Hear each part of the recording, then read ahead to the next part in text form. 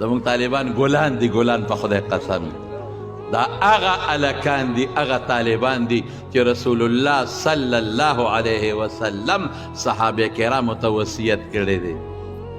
وی تاسو له به د اطرافو نه خلک راځي او علم به حاصلی، د علم طلب نه رحبو بهم مرحبا ورته ووایي. دا هغه بچي دي چې رسول الله مبارک فرمایي چې فرشتې وزرې ورته خورئ. دا هغه بچی دی چې رسول الله مبارک فرمایي که دا بچی د علم په طلب کې مړ شو، علم یې حاصلو او په خپل کټ پوزي کې مړ شو د علم په طلب کې، دی له به خدای د شهید برابر اجر ورکړي او د شهید مرتبه به ورکړي. طالب خو یو مقام لري زمارونو، طالب خو یو حیثیت لري.